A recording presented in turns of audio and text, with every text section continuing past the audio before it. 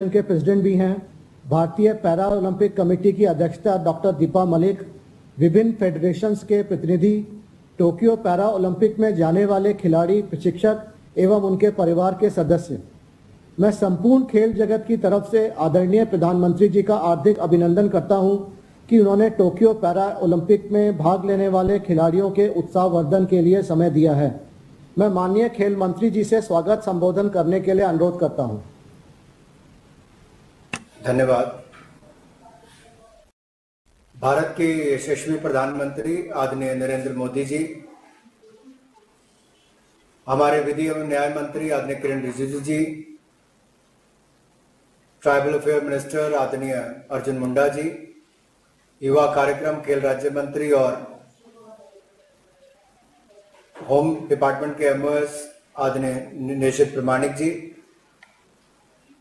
Secretary sports Ravi Mittal जी, सभी खेल संघों के पदाधिकारीगण, भारतीय पैरा ओलंपिक कमेटी की प्रेसिडेंट डॉक्टर दीपा मलिक जी, भारतीय पैरा ओलंपिक कमेटी के अधिकारीगण, खिलाड़ी मित्रों और देश भर से जुड़े हुए खिलाड़ियों के परिजन, भाई और बहनों, मैं युवा कार्यक्रम और खेल मंत्रालय की ओर से आदरणीय प्रधानमंत्री जी का सहर्ष स्वागत करता हूं, जिन्होंने हर परिस्थिति में देश का मार्गदर्शन भी किया है और आज विशेष रूप से टोक्यो ओलंपिक्स में जा रहे हमारे पैरालंपिक खिलाड़ियों का मनोबल बढ़ाने और उनका मार्गदर्शन करने के लिए हमारे बीच में उपस्थित हुए हैं।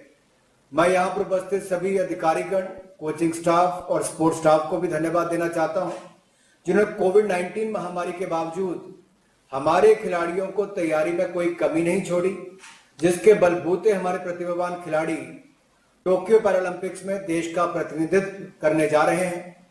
माननीय प्रधानमंत्री जी, आपके निर्देश पर खेल मंत्रालय ने यह सुनिश्चित किया कि हमारे खिलाड़ियों को हर प्रकार की सुविधा मुहैया कराई जा सके, जिससे उनकी तैयारी अव्वल दर्जे की हो, वह अंतर्राष्ट्रीय स्तर पर देश का नाम रोशन कर सके।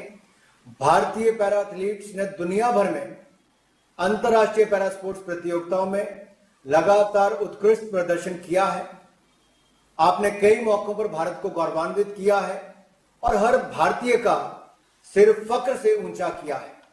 जब से हमने ग्रीष्मकालीन पैरालंपिक खेलों में भाग लेना शुरू किया, तब से भारत ने 12 पैरालंपिक पदक अर्जित किए हैं। इस बार भी जैसा आपने देखा कि पहले ओलंपिक्स में 128 कंटिंजेंट सदस्यों का कंटिंजेंट गया था, जो सबसे बड़ा था। 7 मेडल जीते, जो आज तक के सबसे बड़े थे। इसी तरह से पैरालंपिक्स में आज तक का सबसे बड़ा कंटिंजेंट 54 पैरा खिलाड़ियों का जा रहा है, जो 9 पैरा खेलों में भारत को रिप्रेजेंट करेगा।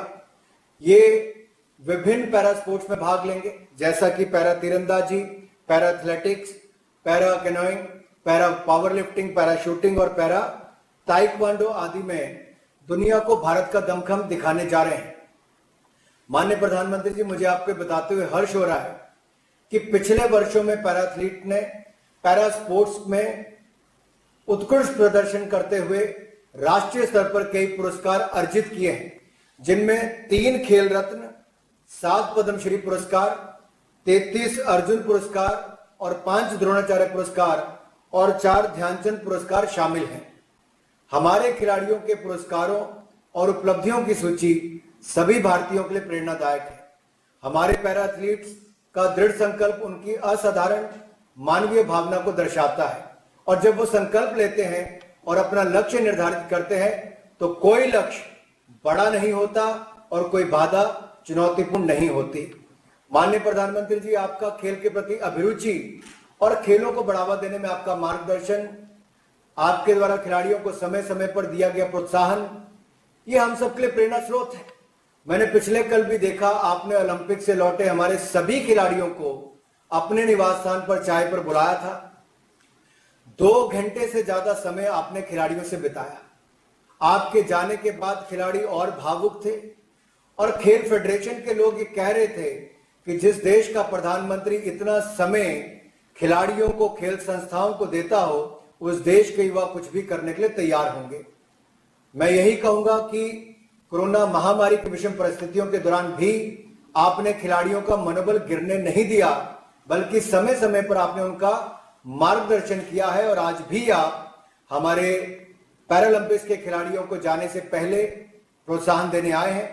आपने खिलाड़ियों के लिए चीयर फॉर इंडिया कैंपेन जो लॉन्च किया, उससे पूरे देश भर में एक जागरूकता भी फैली और देशवासी अपना प्यार, आशीर्वाद और शुभकामनाएं एकजुट होकर दे रहे थे। देश को पूरा जोड़ने का काम उसमें हुआ, चीयर फॉर इंडिया कैंपेन में भी, और आने के बाद भी ओलंपिक विनर्स को सबको पलकों में बैठाया। अंत में इतना ही कहता हुआ कि आपका सुदृढ़ मार्गदर्शन और देशवासियों की शुभकामनाएं लेकर हमारे खिलाड़ी पदक जीतने और देश की विजय पताका लहराने में अवश्य सफल होंगे। अंत में पैराथलीट भाइयों बहनों से यही कहना चाहूंगा, दिव्यांग नहीं तुम दिव्यास्त्र हो, है यही सत्य देश ने माना। वो टोक्यो में भारत की जयकार, वही तिरंगा लहरा कर आना। एक बार फिर हमारे खिलाड़ियों का मनोबल बढ़ाने के लिए माननीय प्रधानमंत्री जी आपका बहुत बहुत धन्यवाद और सभी एथलीट्स को बहुत बहुत शुभकामनाएं और उनके परिवारजनों को जिन्होंने उनको खेलने के लिए आगे बढ़ाया, आपका बहुत बहुत धन्यवाद। जय हिंद, जय भारत। अब मैं भारतीय पैरा ओलंपिक कमेटी की अध्यक्षता डॉक्टर दीपा मलिक जी से संबोधन करने का अनुरोध करता हूं। धन्यवाद रवि मित्तल जी।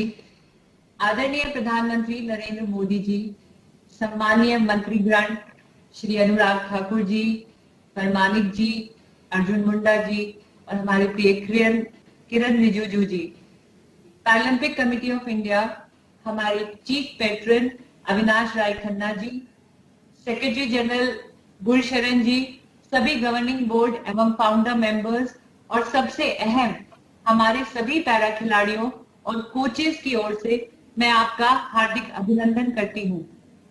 15 वर्ष से एक खिलाड़ी के तौर पर पैरालंपिक मूवमेंट को अपना योगदान देकर ये मेरा सौभाग्य है कि आज मुझे ये दायित्व मिला है जिससे मैं इन खेलों की सेवा में बतौर प्रेसिडेंट पीसीआई अपना अनुभव दे पा रही हूँ। आदरणीय प्रधानमंत्री जी, आज इस मंच से संपूर्ण भारतीय पैरा स्पोर्ट्स समुदाय की ओर से आपका सहृदय धन्यवाद करती हूँ कि आपकी मन की बात में पैरा खिलाड़ियों को दी गई प्रेरणा संपूर्ण भारत में पहुंची और पैरालंपिक खेलों की पहचान बन गई। आज की खेल नीतियों ने पैरा खिलाड़ियों को समान सुविधा, ट्रेनिंग, इक्विपमेंट, कैश अवार्ड एवं जॉब अपॉर्चुनिटी दी है। Sports ministry, target Olympic podium scheme, sports authority of India का योगदान बेहद सराहनीय रहा है। मैं गर्व के साथ कहती हूँ कि टोक्यो 2020 पैरालंपिक्स में जाने वाला 54 खिलाड़ियों का दल हमारे नए इंडिया एट 75 भारत का एक प्रतिबिंब है। वो भारत जो अपने दिव्यांग को सशक्त, फिट और खेलने खिलने का पूरा अवसर दे रहा है। हमारे खिलाड़ी और उनके सहायक शारीरिक एवं मानसिक रूप से पूरी तरह तैयार हैं और आजादी के अमृत महोत्सव में अपना योगदान देने, अपने अच्छे प्रदर्शन द्वारा मेडल जीतने को तत्पर है। मुझे साझा करते हुए खुशी है कि एक थीम सॉन्ग भी तैयार किया गया है जो एक दिव्यांग खिलाड़ी ने ही गाया है, जिसके बोल हैं वो हमारे टोक्यो पैरालंपिक्स के खिलाड़ियों पे अवश्य खरे उतरेंगे। तोड़ दे बेड़ियों को, ला जोश में अब खुद को, ये तेरा मौका है, जा जीत ले हर दिल को। ये शान तिरंगे की अब तेरे हाथ आई, लहरा दे आसमां में उस धरती पर आई। ये खेल है सपनों का, तुझको अब सच करना है, जा बन जा मिसाल तू, जा कर दे कमाल तू। हार्दिक धन्यवाद। जय हिंद। अब मैं पैरा खिलाड़ियों से अनुरोध करता हूं कि वे आदरणीय प्रधानमंत्री जी से इंटरैक्ट करें। सबसे पहले मैं ज्योति जी को आमंत्रित करता हूं। ज्योति जी नमस्ते। ज्योति जी बताइए, आप जी सर। अपनी अभी तक की यात्रा के बारे में बताइए और आपका तीरंदाजी की तरफ रुझान कैसे हुआ? सर मैं जब छोटी थी तो मुझे धनुष और बाण ये बहुत अच्छे लगते थे। तो सर मुझे पता नहीं था कि ये भी कुछ एक गेम होता है। सर फिर हमारे उत्तर प्रदेश में धनौरा टीकरी गांव में बागपत में एक एकेडमी मेरे कोच श्री कुलदीप वेदवान जी की थी। तो सर वहाँ पे मेरे पिताजी मुझे लेके गए और मुझे ये गेम ज्वाइन कराया। तो सर मुझे सन 2010 से आज तक मैं आर्चरी करती आई हूँ और आज पैरा ओलंपिक जा रही हूँ। ज्योति जी, लेकिन मुझे बताया गया कि आप कभी बड़ी निराश हो गई, थक गई और आप खेल छोड़ने के लिए सोच रही थी। परिवार का भी आपके सामने काफी जिम्मेवारियां थी।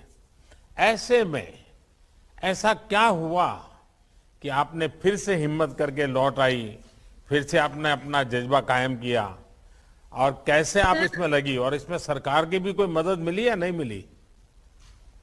जी सर, जब मेरे पिताजी का निधन हो गया था तो मैं बहुत टूट गई थी अंदर से। तो सर फैमिली भी मतलब मैं अच्छी फैमिली से नहीं हूँ, मतलब गरीब फैमिली से हूँ।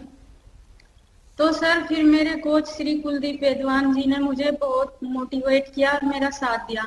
सर अभी मैं Shri Mata Vaishno Devi shrine board archery academy में प्रैक्टिस करती हूँ और वहाँ पे उन्होंने मुझे बहुत सपोर्ट किया। और सर फिर मैं वहाँ से मतलब सन 2017 में वहाँ पे ज्वाइन किया था और मैं अच्छा करती रही वहाँ से फिर। अच्छा, ये आपका पहला ओलंपिक है? जी सर। आप मुझे बताइए, आपका क्या लक्ष्य है इस ओलंपिक में? सर मेरा यही लक्ष्य है कि मैं देश के लिए पदक जीतूं और देश का नाम रोशन करूं, अपने माता पिता का, अपनी एकेडमी का। ज्योति जी, माँ ने आपके लिए इतना सारा किया है, माँ का प्यार आप पर बहुत रहा है, और आप खिलाड़ियों को तो बहुत परहेज करना पड़ता है, लेकिन माँ बहुत आग्रह करती होगी ये खाओ वो खाओ। जी सर। तो ये अभी तो खा नहीं पाती होगी, लेकिन जब गोल्ड लेकर के आओगी, माँ के पास जाओगी, तो सबसे पहले क्या खाने के लिए मांगोगी? सर मुझे भिंडी बहुत पसंद है और घर की मतलब अपनी मम्मी की हाथ की रोटी, तो सर वो ही खाना पसंद करूंगी। ज्योति जी, आपने अपने जीवन की बाधाओं से हार नहीं मानी, और जो भी लोग सुनते होंगे ना, कैसे अपने जीवन को आपने ढाला है, और मैं देख रहा हूं कि आप हमेशा मुसीबतों से जूझती रही। और मैं कह सकता हूं कि खिलाड़ी की पहचान है कि वो हार से भी सीखता है और फिर मेहनत करता है और फिर जीतता है। आपने इसको जीवन में उतारा। मैं आज आपकी माताजी को विशेष रूप से प्रणाम करता हूं कि उन्होंने भी घर की स्थिति को खुद ने संभाला और आपकी प्रैक्टिस में कोई बाधा नहीं बनने दिया। आपके पिताजी का ये प्रयास रहा जब तक वो थे, जिसकी वजह से आज आप देश का प्रतिनिधित्व करने जा रही हैं। मुझे बताया गया कि 8 घंटे प्रैक्टिस करती हैं और फिर घर की देखभाल भी करती हैं। आप सफल एथलीट के साथ एक अच्छी बेटी भी और एक अच्छी बहन भी, दोनों है। जी। और इसलिए देश के हर व्यक्ति जब ज्योति के विषय में जानेंगे तो उनके विचारों में भी एक नया प्रकाश आएगा। चीजों को देखने की तरफ ज्योति का प्रकाश उन पर पहुंच जाएगा। मेरी आपको बहुत बहुत शुभकामनाएं हैं। Thank you sir.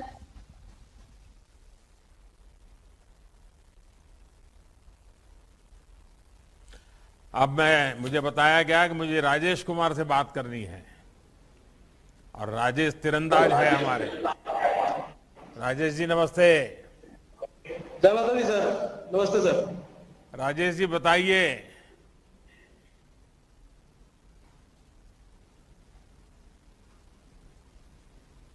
Rakesh ji, आपके जीवन में बहुत सारी कठिनाई आई, पर आपने सभी को पार किया है। जी सर। आपने इस प्रेरक यात्रा के बारे में जरूर देश जानना चाहेगा। सर मैं धर्मनगरी कटरा में रहता हूँ। यहाँ पे श्री माता वैष्णो देवी जी की असीम कृपा है और ये बात सच है सर कि जिंदगी में काफी सारी कठिनाइयों का सामना किया है, लेकिन सर श्री माता वैष्णो देवी की वही असीम कृपा शक्ति से हमेशा मुझे आगे बढ़ने के लिए प्रेरित करती रही है और आगे भी करती रहेगी सर।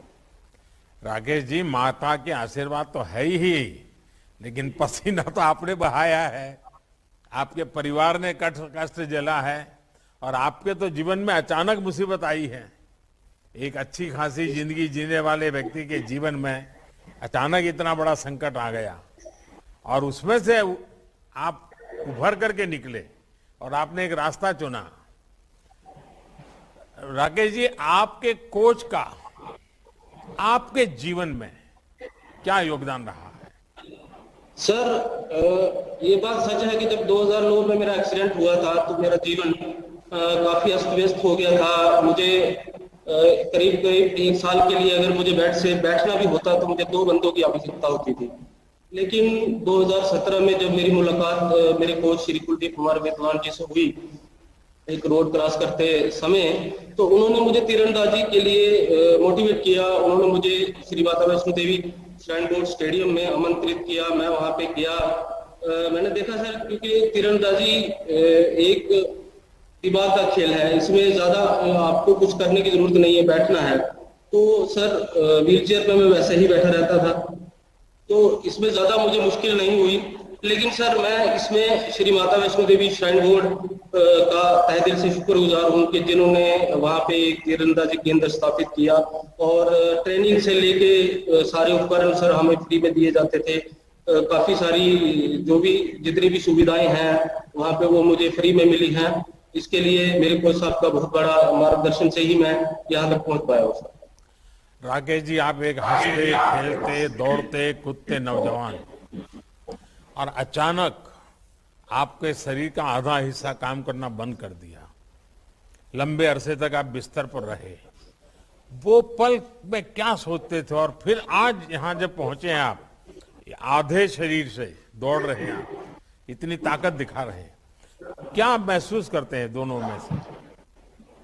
सर ये बात बिल्कुल सच है कि जब एक रात को मतलब मैं घूम फिर के आया और सुबह मेरा एक्सीडेंट हो गया, आज 12 साल हो गए सर। मैं काफी बार सर ये आता है दिमाग में कि मैं व्हील चेयर से उठ के भाग जाऊं कहीं, लेकिन ऐसा कर नहीं पाता हूं सर। और दूसरी ये है सर कि मेरे पिताजी ने मुझे हमेशा मेहनत और दृढ़ संकल्प सिखाया है। कभी उन्होंने मुझे ये नहीं सिखाया कि तुम मेहनत से पीछे हटो।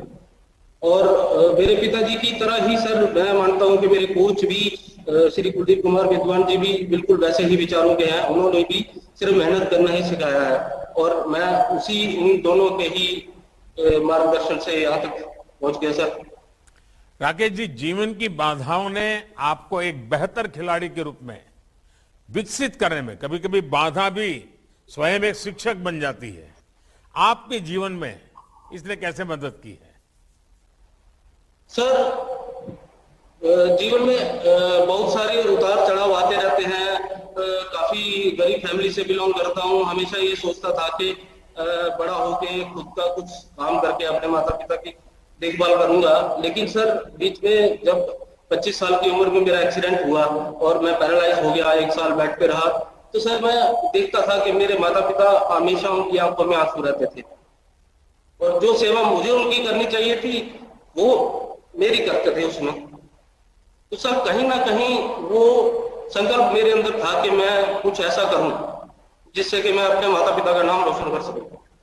और उसी के चलते सर मैं आज भी श्री माता वैष्णो देवी श्राइन बोर्ड का तहे दिल से शुक्रगुजार हूं कि उन्होंने ये तीरंदाजी अकेडमी वहां पे शुरू की और मेरे कोच जिनको सर मैं भगवान की तरह पूछता हूं, क्योंकि अगर वो ना होते तो मैं यहाँ नहीं। राकेश जी, मैं आपसे और आपके जरिए देश के हर युवा से यह आग्रह करूंगा कि जीवन में कितने भी संघर्ष हो, पर जीवन बहुमूल्य है। हर जीवन का एक लक्ष्य होता है। आप आज देश का प्रतिनिधित्व ओलंपिक में करने जा रहे हैं। आपने अब सही रास्ता चुना है, उस पर बढ़ते जाइए। अपना, अपने परिवार का और देश का सम्मान बढ़ाइए, जमकर खेलिएगा और माता वैष्णो देवी का आपके आशीर्वाद बने हुए हैं। आपकी माता जी भी आपको भरपूर आशीर्वाद दे रही है, लेकिन आज 130 करोड़ से ज्यादा देशवासी भी आपको अनेक अनेक शुभकामनाएं दे रहे हैं। बहुत बहुत शुभकामनाएं। जय माता दी सर। चलिए आज देवेंद्र जी से बात करें। देवेंद्र जी से तो मेरी कई बार बातें होती रहती थी, लेकिन आज मुझे फिर से बात करने का मौका मिल रहा है। देवेंद्र जी नमस्कार। नमस्कार सर। देवेंद्र जी, मैं तो बहुत भली भांति आपको जानता हूं, लेकिन देश आज आपके विषय में जानना चाहता है, तो एक बार जरूर आप बताइए। और इस खेल के साथ एक तो अपने बारे में बताइए, और खेल के साथ ये कैसे जुड़े।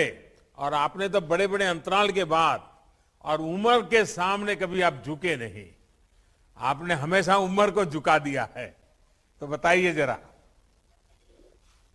सबसे पहले तो सर आपने पैरा खिलाड़ियों को इतना हौसला दिया आपने ओलंपिक से पहले, तो हम उसी हौसले के साथ टोक्यो जाएंगे और टोक्यो में जाके हम सभी खिलाड़ी भारत के लिए शानदार प्रदर्शन करेंगे और भारत माता के लिए हम ज्यादा से ज्यादा मेडल जीतेंगे। देवेंद्र जी, ये तो आप मुझे पक्का भरोसा है, आप तो लगातार हर बार जीवन में आप 16 साल के अंतराल के बाद भी विक्ट्री पाने वालों में से हो। लेकिन मैं चाहूंगा कि आपके जीवन में वो कौन सी बातें हैं जो देशवासी जानना चाहिए, क्योंकि आपका एक हाथ चला गया और वो भी एक बिजली के करंट के कारण चला गया, और गांव में रहने वाला इंसान, और आज उम्र के उस पड़ाव पे हैं जहां कई लोग कहते हैं अब तो मेरी उम्र होगी, मैं कुछ नहीं कर सकता। आपने उस उम्र में भी खुद को नया ताकत देते रहते हैं। सर 9 साल की उम्र में जब मेरा एक हाथ बिजली की वजह से कट गया था, डॉक्टर के द्वारा काटना पड़ा, तो जब मैं वापस घर पे आया था तो घर से बाहर निकलना मेरे लिए चैलेंज हो गया था। बच्चे क्या बोलेंगे, मैं किसके साथ खेलूंगा। तो मेरी मम्मी पापा ने कहा कुछ नहीं हुआ, आप बाहर जाइए, बच्चों के साथ खेलिए। लेकिन वो दिन आज भी याद है जब मैंने बाहर बच्चों के साथ खेलना शुरू किया, और जब स्कूल में मैंने खेल की शुरुआत की तो मेरे से इतने क्वेश्चन हुए। जब मैंने पहली बार भाला उठाया कि मैं फेंकूंगा भाला, तो कहा कि आप किस लिए आए हो ग्राउंड में, आपका क्या काम है, आप तो दिव्यांग हो, आप तो डिफरेंटली एबल हो, आप जाइए पढ़ाई कीजिएगा, बस आपका ग्राउंड में कोई काम नहीं है। सर कहीं ना कहीं उस दिन मुझे अंदर से ये फील हुआ कि मैं कमजोर नहीं कहलाऊंगा, और कहीं न कहीं मुझे कमजोर न कहलाने की जिद ने दुनिया का चैंपियन बनाया। 2 ओलंपिक मेडल लिए सर, संघर्ष लंबा रहा, फैसिलिटी जीरो थी उस टाइम में। मैंने पैरा स्पोर्ट्स की शुरुआत की, एबल में भी खेला, लेकिन जिंदगी में एक सीख मिली मुझे। मैं ये मानता हूं जब आपके सामने कोई चुनौती आती है तो इसका मतलब ये है कि आप कहीं ना कहीं सफलता की तरफ जा रहे हैं। तो जब मेरे सामने चुनौती आती है तो मैं ये सोचता हूं कि आप सफलता के बिल्कुल मैं नजदीक हूं। देवेंद्र जी, आपने अपना पहला पैरा ओलंपिक 2004 में, यानी आज से 16 साल पहले आपने गोल्ड जीता, वर्ल्ड रिकॉर्ड भी बनाया। लेकिन दूसरा गोल्ड रियो में 2016 में, 12 साल के अंतर के बाद फिर से आपने विश्व रिकॉर्ड बनाया। एक एथलीट के तौर पर इतने लंबे समय तक शानदार प्रदर्शन के लिए आप खुद को कैसे तैयार करते हैं? यानी ये बड़ा गजब है जी आपका।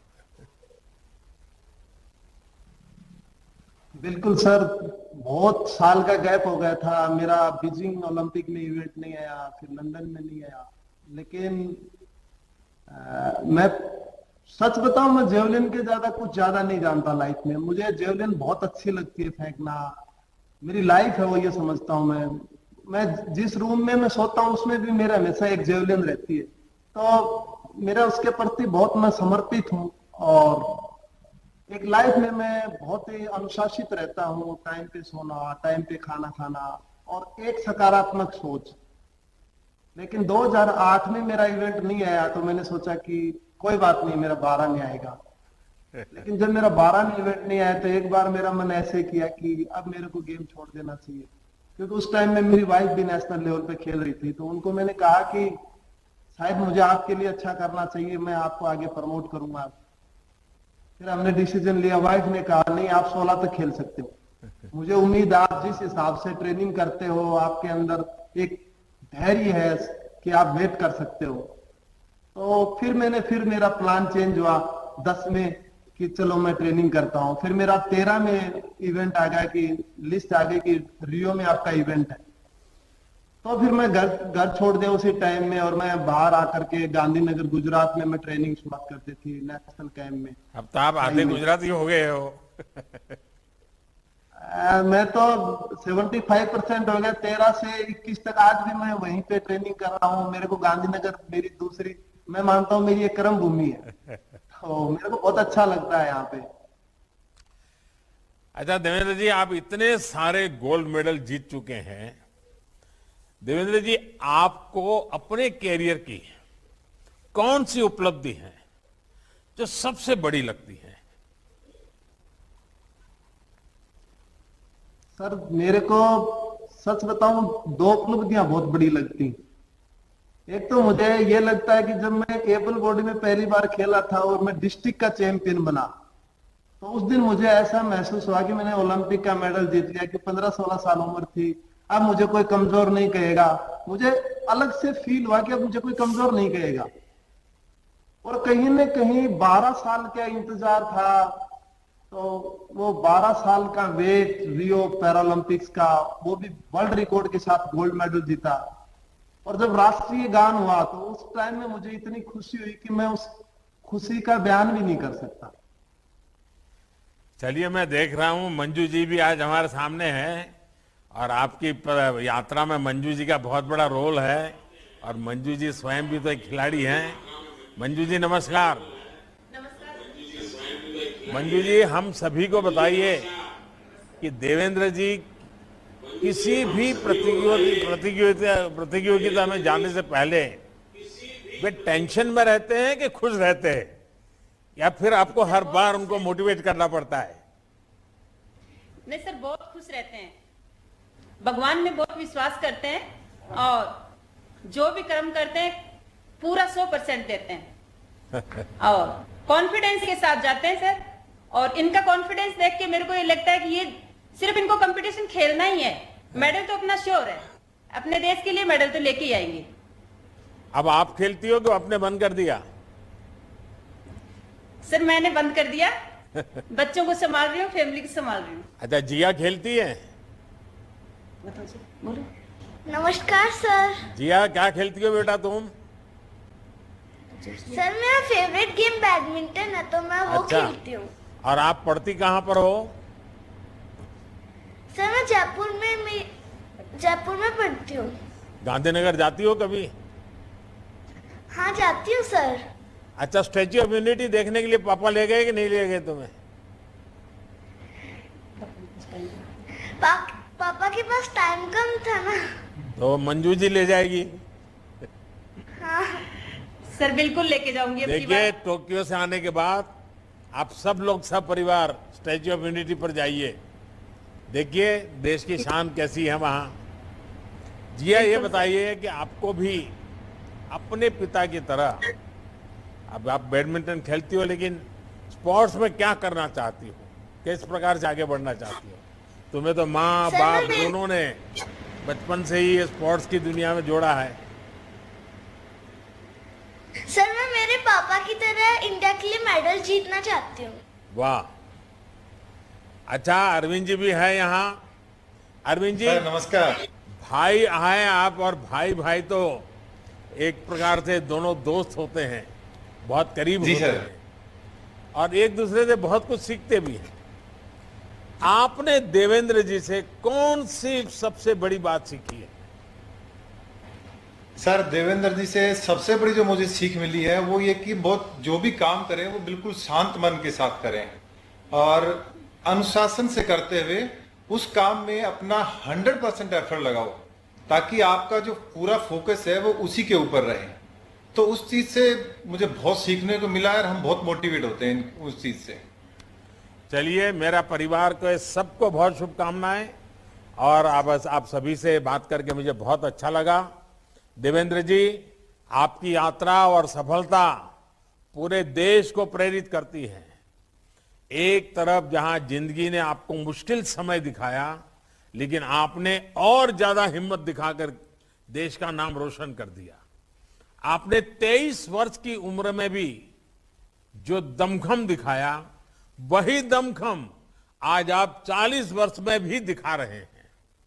इस बार भी आप पूरा प्रयास करिएगा, लेकिन किसी दबाव में नहीं आइएगा। आपको और आपके परिवार को मेरी बहुत बहुत शुभकामनाएं। धन्यवाद जी। आइए, हमारे एक और साथी, अब तो सारी दुनिया उनको देखने भी वाली है, मरियप्पन जी से बात करते हैं। मरियप्पन जी, नमस्ते। वणक्कम सर। वणक्कम वणक्कम। मरियप्पन, कैसे हो? सर बढ़िया सर। बढ़िया। अब हिंदी बोलना सीख लिया? थोड़ा थोड़ा सर। पिछली बार जब मिले थे तो नहीं बोल रहे पाते थे। अच्छा, please tell me about yourself and your journey. Sir मैं स्मॉल एज में मेरा थोड़ा एक्सीडेंट हो गया सर, 5 इयर्स में। मेरा तो स्कूल टाइम में 14 इयर्स से मैं स्कूल स्टार्ट है, zonal and divisional and state meet participation normal person. मेरा ट्रेनिंग का टाइम में नॉर्मल पर्सन में ट्रेनिंग करता, अच्छा परफॉर्मेंस आ रहा sir. And next school 12th standard में मेरा नेशनल फर्स्ट टाइम स्टार्ट में फर्स्ट 2011 में गोल्ड मेडल आ रहा नेशनल्स में। कंटिन्यू 2011, 12, 13, 14, 15 कंटिन्यू अच्छा परफॉर्मेंस मेरा आ रहा है sir. My coach Satyanarayana coach मेरा होम में कमिंग एंड थोड़ा हेल्प करता सर ज्यादा, money support and food training अच्छा supporting sir my coach Satyanarayana. Last 2016 में थोड़ा अच्छा ट्रेनिंग, हार्ड ट्रेनिंग एंड थोड़ा heavy supporting sir my coach Satyanarayana. अच्छा परफॉर्मेंस आ रहा है। 2016 में गोल्ड मेडल है सर। दिस टाइम मेरा अच्छा ट्रेनिंग कर रहा है sir. SAI sports authority of India Sai अच्छा सपोर्ट, हमारा गवर्नमेंट अच्छा सपोर्ट है sir. And Tamil Nadu government and Paralympic committee of India अच्छा सपोर्ट है दिस टाइम। एंड मेरा गोल्ड मेडल एंड रिकॉर्ड कर देता। मरियप्पन, आप तो गोल्ड विनर है और अब आप मेरे जैसे सिनेमा जगत के एक्टर भी बाद में डायरेक्टर और प्रोड्यूसर बन जाते हैं, वैसे आप भी प्लेयर भी हैं और कोच भी बन गए हो। आप देश के नौजवानों को, खास करके एथलीट के संबंध में जिनकी रुचि है, इनको क्या संदेश देना चाहते हो? क्या मैसेज देंगे आप? सर एथलीट अच्छा ट्रेनिंग करता, अच्छा परफॉर्मेंस आ रहा सर। ज्यादा एफर्ट एंड थोड़ा हार्ड ट्रेनिंग है सर। Don't give up.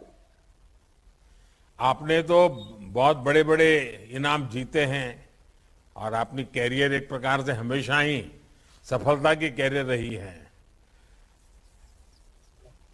इस एक के बाद, विजय प्राप्त करने के बाद आपकी जिंदगी में इसका भी कोई रोल रहता है कि कभी डर रहता है कि अरे यार कभी हार गया तो, क्योंकि आपने तो एक ऊंचाई बना ली है?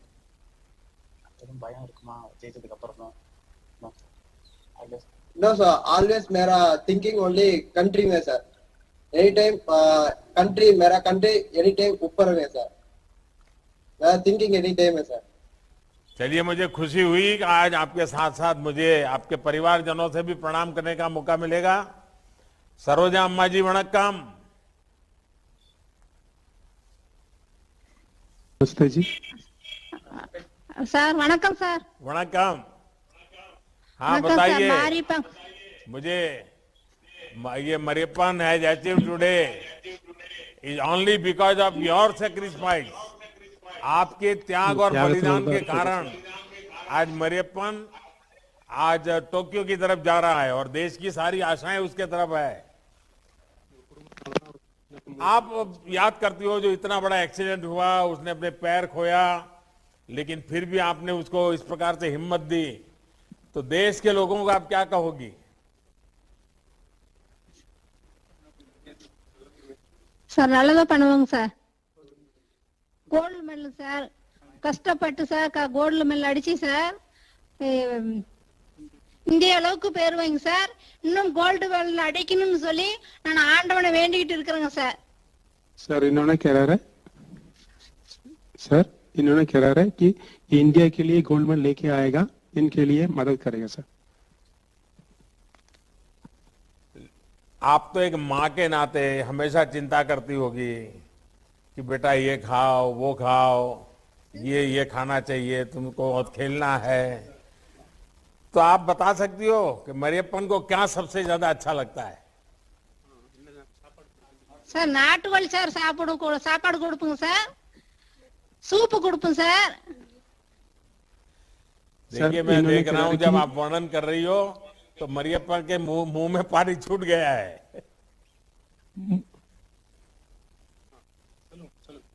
हाँ, कौन भाई ट्रांसलेट कर रहे थे, बताइए.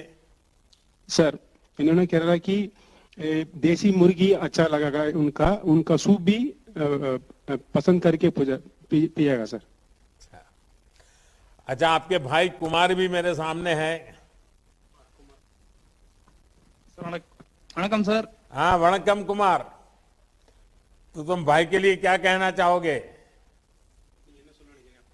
சார் எங்க அண்ணன் வந்து எங்களுக்கு வந்து பெஸ்ட் ஃப்ரெண்டா கிடைச்சிருக்காரு சார். அவரால் எங்களுக்கு எல்லாத்துக்கும் பெருமை சார்.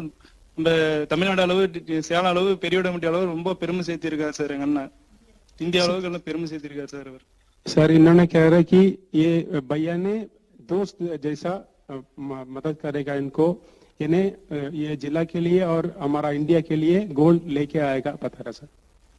अच्छा, गोपी भी है. गोपी वणकम. वणकम सर. हाँ गोपी, बताइए, तुम्हें मन नहीं करता है टोक्यो चले जाए साथ में? Sir yes sir. हाँ बता रहा सर.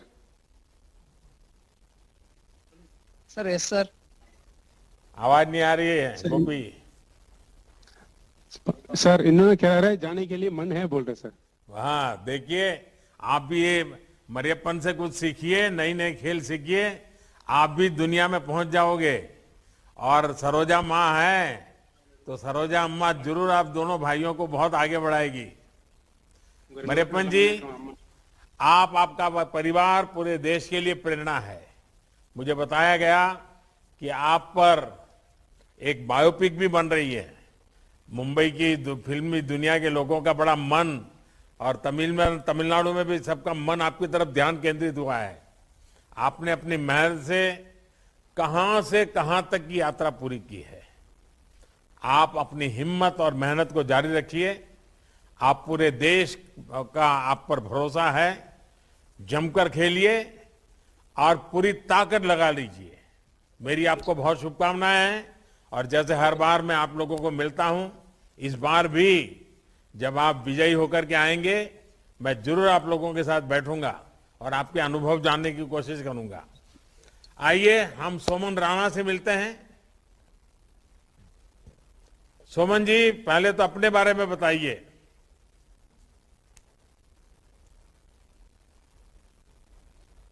सोमन जी, आवाज नहीं आ रही है.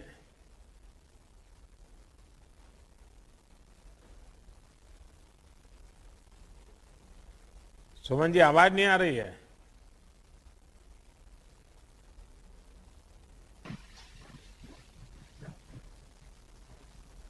पलक कोहली से बात करेंगे.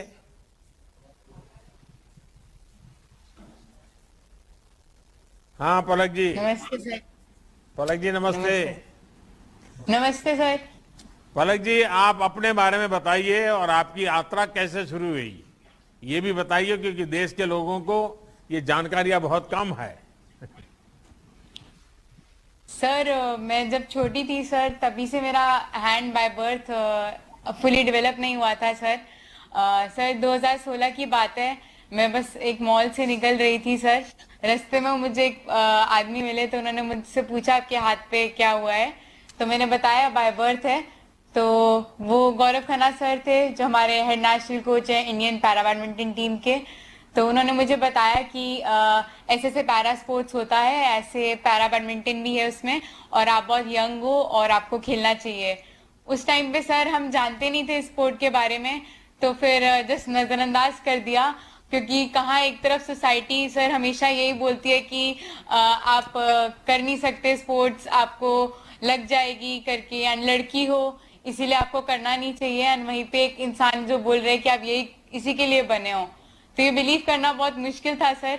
फिर उसके बाद सर टॉपिक ऐसे ही शांत हो गया था 7-8 मंथ्स के लिए। फिर स्कूल में स्पोर्ट्स एनुअल फंक्शन था, वहां पे मैं स्पोर्ट्स के लिए ट्रायल्स के लिए गई, तो मेरे को टीचर ने साइड पे कर दिया और बोला कि बेटा ऐसे हैंडीकैप कोटाज वगैरह होते हैं लोग विद डिसेबिलिटी के लिए, तो आप उसमें आप पढ़ाई पे ध्यान दो और फिर अच्छा जॉब वगैरह मिलेगा तो एक सेल्फ इंडिपेंडेंट लाइफ जी सकोगे। सो इस पीरियड पे सर ऐसा लगा कि अब खुद को प्रूव करना जरूरी हो गया है सर। अगर मैं प्रूव नहीं करूंगी, अगर मैं ट्राई नहीं करूंगी, तो देश की बाकी लड़कियों को भी कुछ रास्ता नहीं मिलेगा कि वो भी कर सकते हैं। तो फिर मैं घर जाके मैंने अपने पेरेंट्स को बोला कि पापा आप कांटेक्ट ढूंढिए, मेरे को खेलना है, मेरे को ट्राई करना है पैरा बैडमिंटन। तो मेरे पापा को बोला, वो लोग भी बहुत सरप्राइज थे कि अचानक कैसे बोल रही है। तो फिर पापा ने कांटेक्ट ढूंढा और फिर वेरी नेक्स्ट वीकेंड फिर पापा की सर से बात हुई, हम लोगों ने सोशल मीडिया के थ्रू कांटेक्ट ढूंढा, एंड फिर मैं लखनऊ आ गई और सर तभी से ट्रेनिंग स्टार्ट हुआ, रैकेट पकड़ना सीखा, फिर धीरे धीरे टारगेट्स बनते रहे। फिर 2019 में मैंने पहला नेशनल्स खेला अपना, जहाँ पे सर ने मुझे एक टारगेट दिया था कि तुम्हें नेशनल चैंपियन जूनियर ही नहीं बल्कि सीनियर का भी बनना है। तो धीरे धीरे वो सारे टारगेट सर अटेन करती गई, और फिर ओलंपिक्स तो सर हर एथलीट का ड्रीम होता है, तो बस उसी को क्वालिफाई करना था। तो फिर उस टाइम पे टारगेट्स थोड़े से ब्लर दिखता था, क्योंकि वर्ल्ड रैंकिंग में कोई रैंक ही नहीं था स्टार्टिंग जब हुआ था पैरालंपिक क्वालिफिकेशन इवेंट्स का। बट सफर तो यही था कि ओलंपिक्स खेलना है और देश का नाम रोशन करना है, पर इतनी जल्दी सर ये सफर तय कर देंगे ये नहीं पता था। और फिर ट्रेनिंग चलती रही। मैं आपके परिवार को देख रहा हूँ, उनके चेहरे पर जो संतोष है,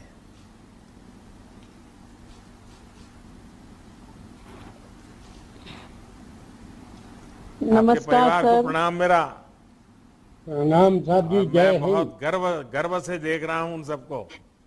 पलक जी, आपने कोविड के दौरान भी ट्रेनिंग रोकी नहीं।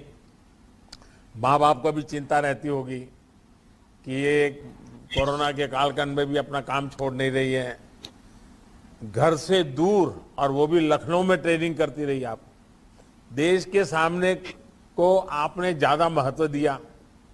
इतनी कम आयु में इतनी प्रेरणा कैसे मिली? आपने कैसे खुद को तैयार किया? और आज भी मैं देख रहा हूं तो एकदम फ्री हो, खुशहाल हो, तुम्हारे चेहरे पर कोई तनाव नहीं है। जी सर, जब लॉकडाउन हुआ था तो सर थोड़ा सा डर था कि घर जाने को नहीं मिलेगा। ऑलरेडी सर मैं घर वैसे ही बहुत कम जाती हूँ, तो घर से भी बहुत आता है कि तुम अभी तक न्यू ईयर पे आई थी लास्ट, दिवाली पे आई थी लास्ट, अभी आती नहीं हो। तो सर उस टाइम पे कोविड सिचुएशन ही ऐसा था। बट सर एक साइड पे ये भी पता था यहाँ रहूंगी तो सर कोई ना कोई प्लान जरूर बनाएंगे ही हमारी ट्रेनिंग का, तो ट्रेनिंग रुकेगी नहीं। तो गौरव सर ने हमारा ऑल्टरनेटिव बनाया था। हम लोग आउटडोर कोर्ट्स में खेलते थे। बैडमिंटन एक इंडोर स्पोर्ट है, फिर भी हम लोग आउटडोर, कभी तेज धूप होती थी, बारिश होती थी, कोर्ट्स भी गीले होते थे, तो हम लोगों ने हर परिस्थितियों में खेला सर। और पापा और पेरेंट्स को भी पता था कि सर वहां पे है तो हमें कोई चिंता ही नहीं है। सो एक ये बहुत बड़ी चीज थी कि ऐसे गुरु और ऐसा सपोर्ट मेरे साथ था जिसने मेरे को ट्रेनिंग करने से भी एकदम फोकस रहने को भी कहा। और दूसरी तरफ सर एक फैमिली जैसा माहौल यहाँ पे हम सब पैरा एथलीट्स में है। हम लोग सब यहाँ पे ट्रेनिंग कर रहे हैं। हमारी यहाँ पे भारत की first professional para badminton academy भी है, Gaurav Khanna एक्सीलिया badminton academy sir, जहाँ पे हम लोग सब एथलीट्स इतने एकदम फैमिली जैसे खेल रहे हैं। हम लोग प्रमोद भी, मनोज भी, हम सब लोग, तो फील ही नहीं होता कि घर से दूर है। और सर देश ही तो सब कुछ है सर, उसके लिए अब इतनी बड़ी अपॉर्चुनिटी मिली है। कहाँ लोग मुझे एक तरफ बोलते थे कि मेरी डिसेबिलिटी के कारण मैं कुछ कर नहीं सकती, आज वही डिसेबिलिटी मेरी एक सुपर एबिलिटी बन गई है, जिससे मेरे को एक गोल्डन अपॉर्चुनिटी मिली है अपने देश को इतने हाईएस्ट प्लेटफॉर्म पे सर रिप्रेजेंट करने की। तो सर डेफिनेटली अपना बेस्ट तो देना ही है और सर। इसीलिए तो मैं दिव्यांग शब्द प्रयोग करता हूँ, इसके पीछे मेरा यही भाव है। अच्छा पलक, मुझे बताया गया कि आपको हाल में एक बीमारी की वजह से बैडमिंटन से कुछ महीने दूर रहना पड़ा, फिर आपने शानदार वापसी की। उस समय आप खुद को कैसे समझा रही थी, कैसे अपने आप को संभाल लिया आपने? सर हमारे टूर्नामेंट्स चल रहे थे क्वालिफिकेशन के लिए, BWF रैंकिंग इवेंट्स चल रहे थे पैरालंपिक्स क्वालिफाई करने के लिए। उसी के बीच में सर मेरे को मेरी लेग में काफ में बोन मैरो एडिमा हो गया था, जिसके कारण मेरे को 3-4 मंथ्स का बेड रेस्ट भी बोला गया था सर। तो वो पीरियड ऐसा था कि सर पता नहीं था कि क्या करना है, but on the same hand sir ने स्पेसिफिक प्लान करा कि हम लोग ऐसे ऐसे इवेंट्स खेलेंगे। 2-3 इवेंट्स भी सर ने ड्रॉप करवाए मेरे, ताकि हम लोग रिकवर भी कर सकें, और साथ में बेसिक जैसे कि सर ने मेरे स्किल्स पे वर्क करा, क्योंकि ज्यादा सर चलना और भागना मना था। तो स्पेसिफिक स्ट्रोक्स और ताकि मैं नए ड्रिल्स सीखूं, और फिर सर जब मैंने वापसी करी कोर्ट पर, तो उन्हीं जो स्किल्स और आर्टिस्टिक स्ट्रोक्स सर ने मुझे सिखाए थे, तो उसकी हेल्प से सर मैं जल्दी वापसी कर पाई सर। पलक, आपकी उम्र बहुत छोटी सी है और आपके संकल्प बहुत बड़े हैं। देश के लोगों को भी आपकी इस हिम्मत, आपके अपने लक्ष्य के प्रति समर्पण, ये अपने आप में बड़ा गौरवपूर्ण है। आप परिणामों का दबाव लिए बिना रिजल्ट जो आए सो आए, 100% अपना बेस्ट दीजिए, और मुझे विश्वास है कि आप जरूर सफल होगी। और मैं आपके माँ बाप का मैं चेहरा देख रहा हूँ, उनके मन आंखों में, चेहरे में जो एक विश्वास दिख रहा है, वो तुम्हें जरूर विजय दिलाएगा। मेरी तरफ से बहुत बहुत शुभकामनाएं। आइए पारुल जी से बात करते हैं। पारुल जी नमस्ते, केम छो? મજામાં છું સર। તબિયત પાણી કેમ છે? અત્યારે તો બહુ સરસ છે। સરસ। હવે તમે તો ખેલાડી છો એટલે કઈ પ્રોબ્લેમ જ નહીં થાય। हाँ सर। अच्छा पारुल जी, आप करीब 2 दशक तक पैरा बैडमिंटन में विश्व की पहली वरीयता प्राप्त खिलाड़ी रही है। आज आप करीब करीब अब 2 साल के बाद 50 तक पहुंच जाएगी उम्र आपकी। इस उम्र में भी आप देश का प्रतिनिधित्व करने जा रही है। आपने अपनी फिटनेस के लिए कितनी मेहनत की, मैं बहुत सालों से आपको देख रहा हूं। मैं जब गांधीनगर में था, शायद साल में 4-6 बार आपसे मिलना होता था, तो मुझे मालूम है कि आप कितने परफेक्शन के साथ मेहनत करने वालों में से हैं। फिर भी मैं चाहूंगा कि देश जरा जाने आपके विषय में। सर फिटनेस का तो मेरे पापा खेलते थे, तो मेरा कंटिन्यू रहा उनके साथ सहयोग, तो एक साथ रहा कि सुबह शाम खेलना है। बचपन से लेके एक आदत, जैसे हमारे अच्छी आदतें डालते हैं, उसी तरह पापा ने डाली थी। भाई बहन खेलते थे, उनके साथ शुरुआत हुआ था, और एक लक्ष्य ऐसा था कि अच्छा और हेल्दी रहना है, जीतना है सबको। ऐसा मोटिव स्टार्टिंग में नहीं था। बस मैं हेल्दी रहूं, अच्छी रहूं। मम्मी हमेशा वही बोलती थी, अच्छे खाओ और मेहनत करो, कसरत करो, ऐसा कुछ करो कि जैसे आपका शरीर अच्छा रहे, किसी पे आपको डिपेंड नहीं करना पड़े। तो मैं तो उसी कारण बैडमिंटन स्टार्ट हुआ था मेरा, और उसके बाद खेलती गई तो जीत भी आती गई, और जीतने से और आशाएं बढ़ने लगी और इच्छाएं बढ़ने लगी। तो कुदरती मौका भी मुझे मिला, मैं एबल बॉडी में खिली, उसमें मुझे फिर स्पोर्ट्स कोटा में जॉब मिली। तो 2002 में फर्स्ट टाइम मुझे पता चला कि पैरा बैडमिंटन भी खेला जाता है। एथलेटिक्स होता था, पर मुझे एथलेटिक्स से ज्यादा बैडमिंटन में था। मैं कभी कभी एथलेटिक टूर्नामेंट में चली जाती थी, खेल लेती थी नेशनल तक, आगे इंटरनेशनल भी गई, लेकिन ज्यादा उसमें नहीं इंटरेस्ट था। तो मैं बैडमिंटन में ही फोकस करना चाहती थी। तो मुझे मौका भी मिला कुदरत, जब उस टाइम पे मौका मिला कि जनरली सभी बैडमिंटन प्लेयर्स छोड़ देते हैं खेलना, टूर्नामेंट्स खेलना, और मेरा स्टार्टिंग हुआ, और उसमें भी मेरे 3 गोल्ड मेडल आए। मेरे पिताजी मेरे साथ थे, उन्होंने सबको देखा कैसे लोग, कैसे प्लेयर्स होते हैं। इंडिया में ही टूर्नामेंट हुई थी। तो बताया कि तुम खेल सकती हो और बहुत अच्छा परफॉर्मेंस कर सकती हो, कंटिन्यू रखो, तुम्हें अर्जुन अवार्ड जरूर मिलेगा। क्योंकि 2002 में मेरे ही पार्टनर थे टीकाराम रमेश सर, उनको फर्स्ट टाइम अर्जुन अवार्ड मिला। तो मेरा एक लक्ष्य बन गया कि मैं भी कर सकती हूँ, अगर उनको मिल सकता है तो मैं भी कर सकती हूँ। और वो लक्ष्य को पाने के लिए कंटिन्यूस टूर्नामेंट के लिए बहुत सारे संघर्ष हुए, घर में परिवार को भी बहुत सहन करना पड़ा, क्योंकि उस टाइम स्पॉन्सरशिप कुछ भी नहीं था। और अभी जो प्लेयर्स है उनको बहुत कुछ मिल रहा है, गवर्नमेंट भी देख रहे हो, अभी मेरा नाम भी टॉप से में आ रहा है। तो मैं अभी और भी टूर्नामेंट्स, जैसे अभी तो मैं फर्स्ट टाइम ओलंपिक पार्टिसिपेट करूंगी। जो मेरा लक्ष्य था कि मैं ओलंपिक में 3 गोल्ड मेडल लाऊं, सिंगल, डबल और मिक्स, जो मेरी तीनों इवेंट है, जो 2002 में मैंने जीता है ऑलरेडी। मैंने 4 वर्ल्ड चैंपियनशिप जीती है, एशियन गेम्स, एशियन चैंपियनशिप, सारी टूर्नामेंट्स में मेडल्स लाए। अभी एक ओलंपिक बाकी है मेरा, और मेरे पिताजी ने बोला कि मैं जीत सकती हूँ ओलंपिक, तो मेरा वो लक्ष्य बन चुका है। तो मैं यही चाहती हूँ कि मैं उस लक्ष्य को पूरा करूं, और जब तक पूरा न करूं तब तक थमूं नहीं। पारुल, मैंने हमेशा आपके भीतर की जो ये जिद है ना, वो ने देखा है, और मैं तो जानता हूँ आपके पिताजी भी एक बहुत शानदार खिलाड़ी रहे हैं। और आपके जीवन में, क्योंकि जब भी मैं आपसे मिला हूँ मैंने देखा है कि आपकी यात्रा में आपके पिताजी का बहुत बड़ा रोल रहा है, क्योंकि वो स्वयं खिलाड़ी थे। आपको इन दिनों इतने बड़े लक्ष्य की ओर जा रही हो और संकल्प लेकर के निकल रही हो, तब क्या लगता है? पिताजी के कौन से संदेश फिर से आपको याद आ रहे हैं? सर, मेरे स्टार्टिंग 2017 में जब मुझे पता चला कि मुझे ओलंपिक 2019 में सारी 13 इंटरनेशनल टूर्नामेंट जीतनी होगी, खेलना होगा, उसमें मैक्सिमम पॉइंट बनाने होंगे, तभी मैं ओलंपिक में क्वालिफाई हो सकती हूँ। तब मैंने बड़ा फैसला घर में पूछ के लिया कि मैं पोस्ट डिपार्टमेंट की जॉब छोड़ूंगी, क्योंकि पूरा साथ नहीं दे सकती हूँ। पापा ने, सभी लोगों ने मुझे बहुत एनकरेज किया, कोई बात नहीं, जो भी होगा तुम अपने लक्ष्य के लिए कर सकती हो। और उसके बाद हर पल जब भी मैं अपने आप को सोचती थी कि मैं अब नहीं कर सकती, तो मैं मेरे पिताजी से पूछती थी कि क्या मैं कर सकती हूँ, ये चीज मेरे में है कि मैं उसको पा सकूं।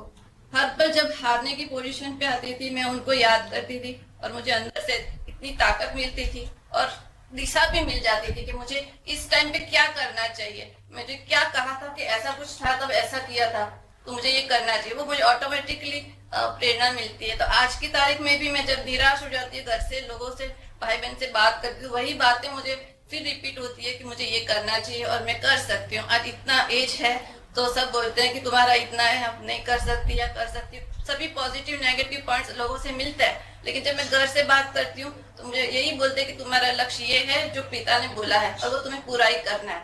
सो मुझे फिर से अपनी प्रेरणा याद आ जाती है। पारुल, टोक्यो में आपकी पार्टनर पलक है।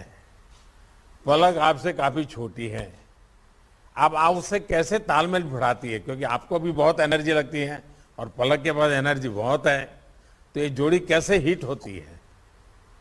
सर, ये जोड़ी तो हिट होगी ही सर, क्योंकि वो बहुत मेहनतू भी है और एक नया जो जोश है उसके अंदर, वो मुझे एक SU5 में है सर वो, तो उसकी मतलब स्पीड भी है, छोटी भी है, स्पीड भी है, और जीतने की लगन है उसके अंदर। सो वो मुझे काम आएगी। और मेरे पास जो अनुभव है वो हम लोग मिलकर एक दूसरे से बातचीत करते हैं, और जैसे कंप्यूटर और जो एडवांस टेक्नोलॉजी है उससे साथ रहकर, सर के साथ रहते हैं, हम लोग डिस्कशन करते रहते हैं। हर बार वो प्लेयर आते हैं हमारे सामने खेलने के लिए, इसलिए हमको पता है उनकी गेम क्या है और हमारा वीक पॉइंट्स क्या है, वो हम पर देखते हैं और नई टेक्नोलॉजी के साथ चलने की कोशिश करते हैं। और ये हमारी जोड़ी हिट रहेगी क्योंकि हमारे पास अनुभव और शक्ति दोनों है। पारुल, आपकी गीता बहन भी सामने है मेरे। गीता बहन नमस्ते, केम छो गीता बहन? एकदम मजामा। तबीयत पानी सारा? एकदम सारा। अच्छा गीता बहन, बताइए कि आज जब आप अपनी बहन की सफलता देखती हैं तो आपको अपने पुराने दिनों की कौन सी याद आती है? सभी कॉलेज की टाइम की याद आती है कि हम भी ऐसे है तो ऐसे खेल सकते थे, मगर हमारा तो टाइम पूरा हो गया। आप तो पूरा परिवार खेलने वालों में से हो। मगर मैंने शादी कर ली ना। महेश कहाँ है महेश? महेश घर पे है, अच्छा, घर में काम पे है। हाँ, चलिए महेश को भी मेरी याद दे देना। पहले तो पारुल के साथ सबके लोग आते थे मिलने के लिए, तो अब तो मैं भी काफी दूर हो गया यहाँ। लेकिन मेरी आपको परिवार के सबको बहुत बहुत शुभकामनाएं हैं। और महेश को तो मुझे रक्षाबंधन में इस बार पारुल को तोहफा नहीं देना है, पारुल महेश को तोहफा देगी ऐसा लग रहा है। भैया आरएसएस में थे, तब आपसे बहुत बात आपकी करता था और आपके साथ बहुत रहा है, आपके साथ मुझे याद है पूरा। चलिए, बहुत अच्छा लगा मुझे, सब मेरे अपने ही परिवार वालों से मुझे मिलने का मौका मिला। आइए हम प्राची यादव से बात करते हैं। प्राची नमस्ते। नमस्ते सर। प्राची जी, मुझे बताया गया कि पहले आप स्विमिंग करती थी, बाद में कोच की सलाह पर आपने अपना खेल बदला। क्या आपको लगता है कि कोच की सलाह ने आपकी जिंदगी भी बदल दी है? जी सर, आप बिल्कुल सही कह रहे हैं। वीके डबास सर जी ने मुझे ये गेम स्विच करने को बोला था। उन्होंने बोला कि प्राची, तुम स्विमिंग से ज्यादा तुम्हारे हाथ काफी लंबे, तो तुम पैडलिंग में ट्राई करो। तो सर देखने आई थी मैं भोपाल इस गेम को, और इतना अच्छा लगा मुझे, मतलब पानी से जुड़ा हुआ गेम था तो एडवेंचरिंग लगा। मैंने कहा इसको जरूर ट्राई करूंगी मैं, तो इसलिए मैंने ये गेम चुना है। अच्छा प्राची जी, आपने अपने छोटे से जीवन में काफी संघर्ष देखे हैं। आप हमेशा पॉजिटिव रहने के लिए क्या करती हैं? क्योंकि इतने संघर्षों के बाद अगर अंतर मन में पॉजिटिविटी नहीं है तो जीवन को कोई जी नहीं सकता है। जी सर, बिल्कुल सही कह रहे हैं सर। काफी कुछ संघर्ष देखे हैं मैंने, क्योंकि सर बचपन से ही दिव्यांग थी तो चलना नहीं हो पाता था, और छोटी उम्र में ही सर मेरी माँ भी गुजर गई थी, तो स्ट्रगल काफी देखा मैंने। लेकिन मेरे पिताजी ने मुझे बहुत संभाल के रखा और उन्होंने हमेशा पुश किया कि तेरे को जो चाहिए तू मैं करूंगा, बस तू निराश मत होना, तेरे को सब करके दूंगा, तू बस आगे बढ़ती जा। प्राची जी, आपके परिवारजनों को मैं विशेष प्रणाम करूंगा, क्योंकि उनके ही त्याग और बलिदान के कारण आज आप इतना कर पाई हो। प्राची जी, आप पैरा कैनोइंग में ओलंपिक्स के स्तर पर भारत का प्रतिनिधित्व करने वाली पहली भारतीय महिला बन चुकी हैं। जी आपको रोल मॉडल की भूमिका में क्या अनुभव होता है? सर बहुत अच्छा लगता है कि मैं ऐसी पहली भारतीय महिला बनी हूँ जिसने इस गेम में क्वालिफाई किया, और मैं औरों को भी प्रेरित करूंगी कि वो मतलब घर में छुप के ना बैठे, और अगर उनको स्पोर्ट्स में इंटरेस्ट है तो जैसे मेरे परिवार ने सपोर्ट किया है, उनके परिवार वाले भी लड़कियों को इसी तरह सपोर्ट करें, और जैसे मैंने करके दिखाया है वो भी करके दिखाएं। प्राची जी, आपने कड़ी तपस्या के बाद ये स्थान प्राप्त किया है। मैं आपके पिता को भी फिर एक बार प्रणाम करता हूं। आज पूरी लगन से पैरालंपिक्स में हिस्सा लेगी, इसका मुझे विश्वास है। आपकी टोक्यो में सफलता के लिए 130 करोड़ देशवासी प्रार्थना कर रहे हैं, आपको शुभकामनाएं दे रहे हैं। मेरी बहुत शुभकामनाएं आपको। आइए हम सकीना खातून जी से बात करें। सकीना जी, ভালো আছি? हाँ सर, ভালো আছি। আপনি ভালো আছেন? सकीना जी, कोरापुरा कहाँ पर पड़ा है, और कोरापुरा से लेकर टोक्यो तक की अपनी यात्रा के अनुभव जरूर देश सुनना चाहता है। कोरापुरा बंगाल से थे, मैं कर्नाटक से 11 साल से खेल रही है सर। प्रेजेंट कर रही। लेकिन सकीना जी, आपने पावर लिफ्टिंग को ही क्यों चुना? सर पावर लिफ्टिंग चुना क्योंकि स्विमिंग में था नेशनल चैंपियन वेस्टोक में। तो 2010 में जो कॉमनवेल्थ गेम हुआ था तो उस टाइम में कैंप में था। कैंप में रखने के बाद लास्ट में मैं सिलेक्शन नहीं हो पाया तो मैं छोड़ दिया। तो स्विमिंग छोड़ के कोई साथियों में मेरे को थे तो तुम पावर लिफ्टिंग कर सकता, तो फरमान सर के साथ मिला कांतिराबाई स्टेडियम में। तो फरमान सर बोला मैं तो अभी कॉमनवेल्थ गेम का पीजी में है, तो मेरा को 1 साल बाद कॉल करो। तो मैं 1 साल पीछे पड़ गया था। उसको बाद फिर सर को छोड़ा ही नहीं। उसको बाद सर के पास आया तो जो नेशनल में जो स्विमिंग का जो क्या बोलना, स्विमिंग का कोई कॉलिंग था, वो बोला तुम इंडिया टीम के लिए सिलेक्शन हो पाओगी क्या? तो मेरे को जो थाम लिया जे मैं कुछ करके दिखाऊंगी। तो उस टाइम से मैं इंटरनेशनल बहुत सारे मेडल भी लिया और हिस्ट्री भी करेक्ट कर दी। सकीना जी, आप छोटे शहर से आती है, कभी पीछे मुड़ के नहीं देखा। ऐसे में आप शहरों में स्पोर्ट्स को कैरियर बनाने के लिए मेहनत कर रही छोटी छोटी जो बेटियां हैं, क्योंकि आपने बड़ी कठिनाइयों से और बिल्कुल सामान्य स्थिति से सब कुछ पाया है, ऐसे बेटे बेटियां जो आजकल हमारे यहाँ झुग्गी झोपड़ी में रहने वालों में एक मिजाज बदला है, आदिवासी अंचल में लोगों का मिजाज बदला है, ऐसी बेटियों को आप क्या संदेश दोगी? सर मैं तो बहुत गरीब फैमिली से भी है। मेरा माता पिता फार्मर है और मैं एक छोटा गांव से होके आके मैं इतना कुछ कर सकता है। मुस्लिम परिवार का भी है और मुस्लिम परिवार से भी है और पैरा एथलेटिक्स भी है। तो इसमें तो मैं बोलूंगी कि गांव को बेटियां में बाहर अंदर से बाहर आना चाहिए और किसी न किसी को अंदर कुछ टैलेंट छुपा रहता तो बाहर आए और मेहनत करे, कुछ न कुछ बन के मेरा जैसे बनेगी।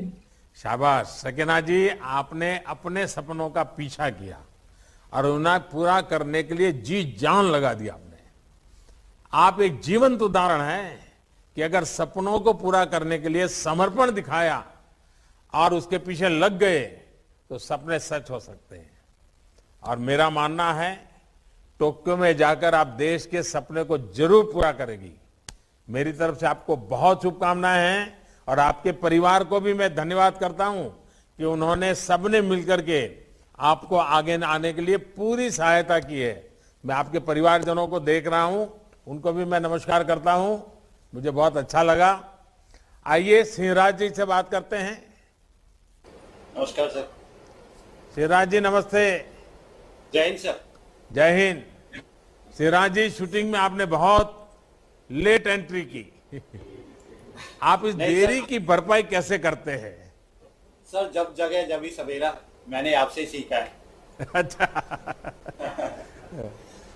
बहुत अच्छा लगा सर आपसे ये बात करते हुए, और सबसे ज्यादा अच्छा ये लग रहा है कि आपने हमारे जो असली हीरो, हमारी जो फैमिली, आपने उनको जो सम्मान दिया वो बहुत सराहनीय है सर। हम आपके सदा ऋणी रहेंगे पैरा एथलीट्स। अच्छा ये बताइए कि आपको अपनी इस पूरी यात्रा में सरकार का कोई साथ मिला कि सब खुद को ही करना पड़ा? बिल्कुल सर, एक्चुअली क्या है, शुरू में हमने शुरू करा गेम ही तो बहुत महंगा गेम है शूटिंग, और खासकर मेरा जो .22 50 मीटर पिस्टल है वो बहुत ही ज्यादा महंगा है और किसान फैमिली के लिए ये पूरा करना आसान नहीं है। कई बार ऐसा हुआ कि मैंने जब शूटिंग में डॉक्टर कन्नी सिंह शूटिंग रेंज में, हमारे यहाँ नई दिल्ली में शूटिंग रेंज है, तो घर से 25 किलोमीटर कंटिन्यू आना और उसका यात्रा का खर्च, और फिर जब मैंने शूटिंग में नेशनल लिया था, पहला नेशनल मेडल लिया था, और टीम इंडिया में जब मैं सिलेक्शन हुआ था तो मैंने जब भी डिसीजन ले लिया था कि मेडल मुझे नेशनल का नहीं ओलंपिक का लेना है। तो उसी समय मैंने डिसीजन ले लिया। तो अपने कोच जो थे उस समय, मेरे प्राइमरी जो कोच थे ओम प्रकाश चौधरी जी, तो मैंने उनके सामने कहा, मैंने कि सर मुझे दुनिया की सबसे बेस्ट राइफल पिस्टल चाहिए और सबसे बेस्ट एम्यूनिशन चाहिए। लोग ट्रेनिंग में वो आप यूज करोगे, वो तो बहुत महंगा, 30 रुपए पर शॉट मिलेगा। मैंने कि सर जो भी कॉस्ट होगा मैं उसको एक्सेप्ट करूंगा, मैं आज से ही अपनी ओलंपिक की ट्रेनिंग करना चाहूंगा। तो उन्होंने कहा ठीक है यार, तो ट्रेनिंग में अगर 10-12 रुपए का शॉट आता है एलडी का, वो इस्तेमाल कर ले, ज्यादा अच्छा है। मैंने की नहीं, तो मैंने अपनी वाइफ को बताया, तो उन्होंने कहा नहीं आपने डिसीजन लिया, ठीक लिया, आप कीजिए तैयारी, हम पैसे की कमी नहीं आने देंगे आपको। तो नेशनल के बाद जब इंडियन टीम में मैं आया तो मैंने उसी एम्यूनिशन से पर डे 7 से 8 हजार रुपए के करीब खर्चा आता था।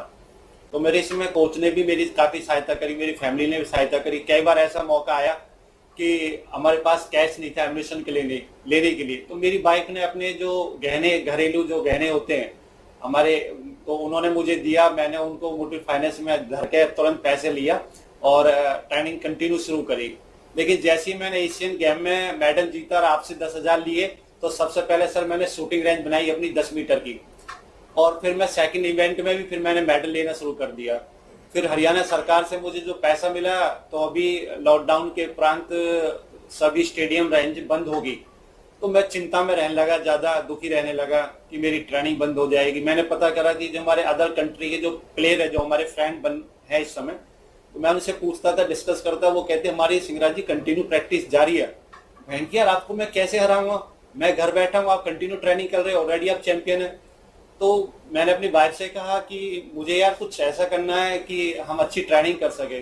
तो मम्मा भी वहीं बैठी थी, पापा भी वहीं बैठे थे। उन्होंने कहा आप जो चाहते हैं वो कीजिए, आप सिर्फ चिंता में मत रहिए, नहीं आपका गेम प्रभावित हो जाएगा। क्योंकि ट्रेनिंग एक ऐसी जो शूटिंग है, वो आप अगर 2-3 दिन भी छोड़ देते हैं तो उसका हम पे नेगेटिव असर ज्यादा आता है। तो फिर फैमिली ने सपोर्ट करा, तो हमने घर पे ये नई शूटिंग रेंज बनाई। हरियाणा सरकार से बहुत अच्छा मुझे इनाम मिला हुआ था, पैसा। तो फैमिली ने जब परमिशन दे दी, तो मैंने खर्च करने में 1% भी कंजूसी नहीं करी, और मैंने अपनी पूरा जो पैसा मिला था मुझे लाखों रुपए में, और वो मैं एहसानमंद हूं हरियाणा गवर्नमेंट का, उन्होंने समय पे मुझे दिया। और जैसे ही लॉकडाउन खुला जून में पिछले साल, मैंने एक अच्छी टीम वर्कर्स की ढूंढी, और 5 महीने की मेहनत की बदौलत हम पूरे फैमिली ने मिलकर एक 50 मीटर की शूटिंग रेंज बनाई, 10 मीटर और 50 मीटर की नई इंटरनेशनल लेवल की। अब उसके बाद समस्या आ गई कि जो 50 मीटर की सर जो रेंज है, उसको हम आसानी से नहीं बना सकते, उसके लिए हमें NRI से परमिशन लेना था। तो NRI को मैंने अपना प्रोजेक्ट बताया, टॉप्स को प्रोजेक्ट बताया, उनको बहुत अच्छा लगा।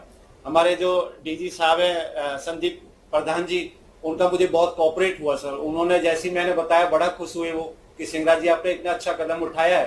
तो प्रधान जी से मैंने कहा सर मैंने रेंज तो बना ली, NRI ने, भाटिया साहब ने मुझे परमिशन भी दे दी, लेकिन एम्युनिशन नहीं है मेरे पास अब।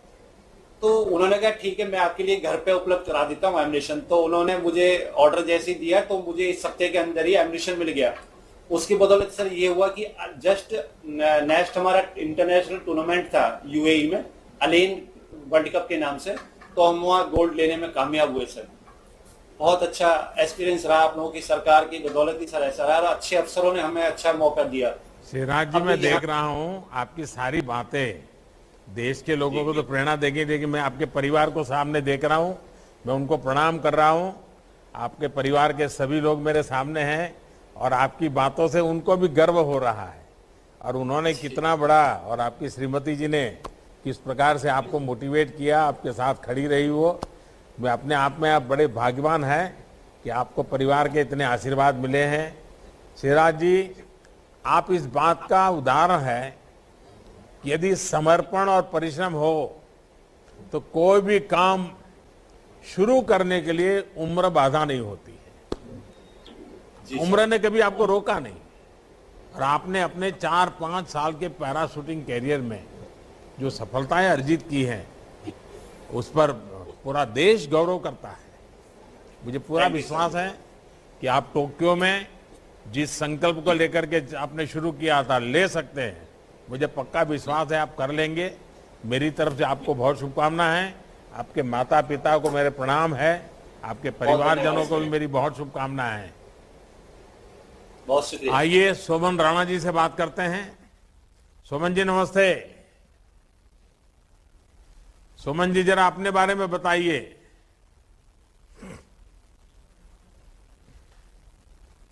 सोमन जी आवाज नहीं आ रही है।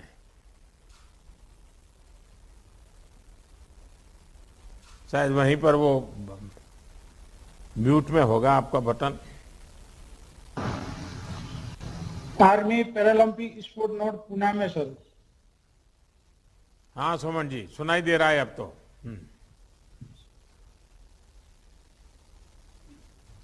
आर्मी पैरालंपिक स्पोर्ट नोट में ट्रेनिंग कर रहा हूँ सर, बॉम्बे इंजीनियरिंग सेंटर।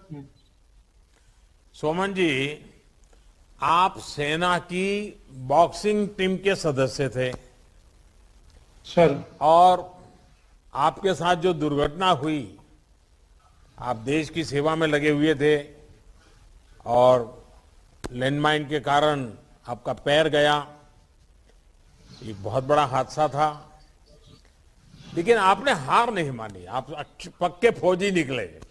जब आपने अपना खेल बदला, यानी आप बॉक्सिंग से आपको पैर नहीं था तो आपने अपना खेल बदला, तब आपके मन में क्या चल रहा था? निराशा नहीं आई, हताश नहीं हुए, भीतर का जो स्पोर्ट्समैन स्पिरिट है वो और उजागर हुआ। ये बड़े बड़े इंस्पायरिंग बातें हैं आपकी, तो मैं जरूर सुनना चाहूंगा।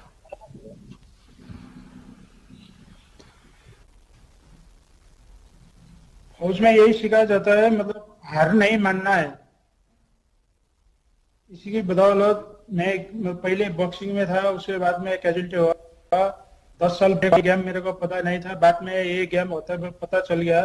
उसके बाद में मैं 2017 में आर्मी पैरालंपिक नोट पुणे में आ गया। उसके बाद में ये गेम स्टार्ट किया सर।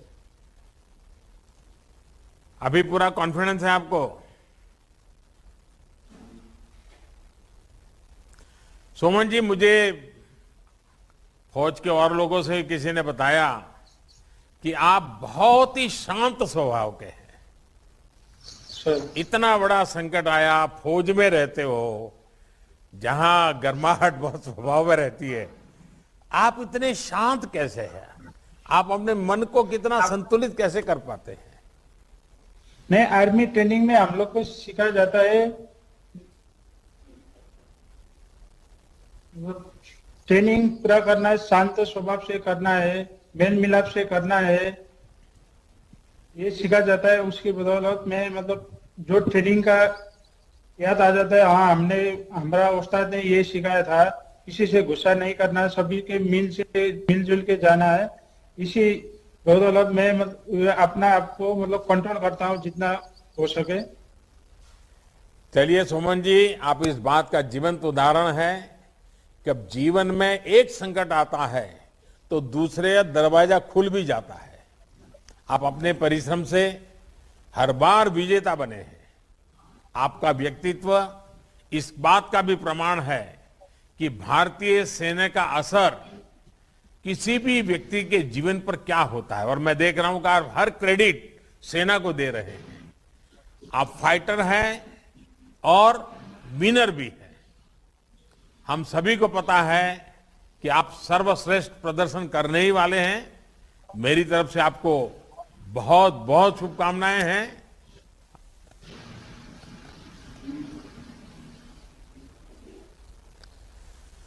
साथियों, शायद बीच में एक अपने साथी के साथ में बात नहीं कर पाया था, लेकिन अब हम आगे बढ़ते हैं क्योंकि मैं काफी समय से आपसे गप्पे मार रहा हूं।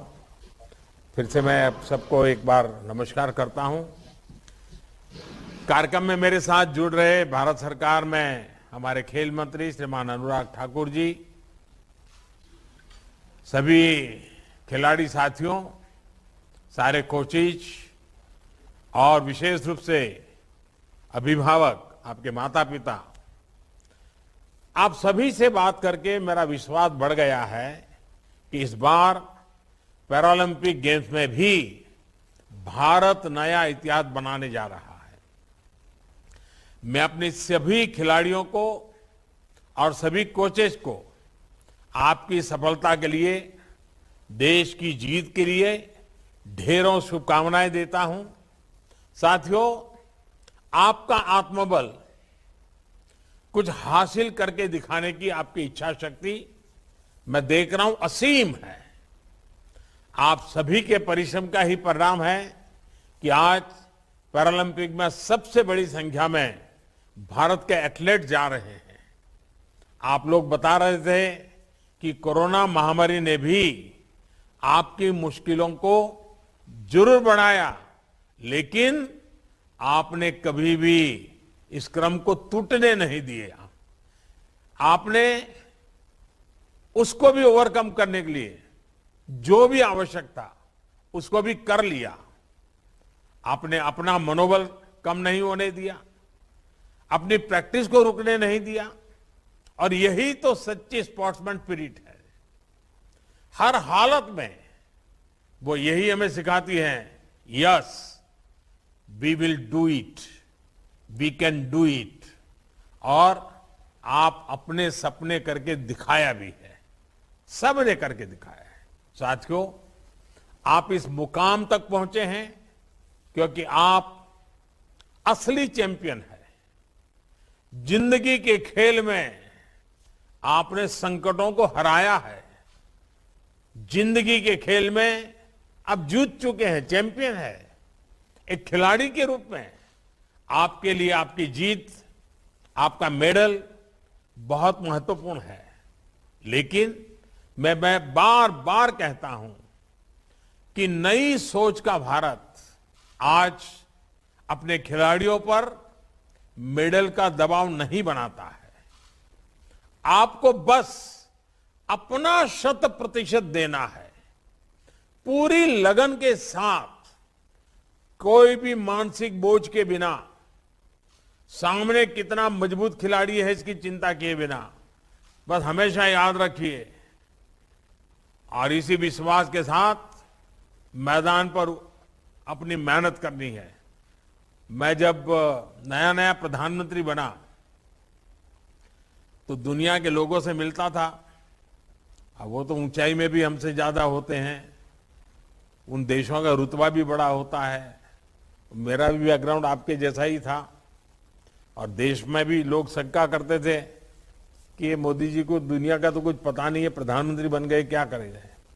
लेकिन मैं जब दुनिया के लीडर से हाथ मिलाता था तो मैं कभी ये नहीं सोचता था कि नरेंद्र मोदी हाथ मिला रहा है। मैं यही सोचता था कि 100 करोड़ से भी बड़ी आबादी वाला देश हाथ मिला रहा है, मेरे पीछे 100 करोड़ से ज्यादा देशवासी खड़े हैं, ये भाव रहता था।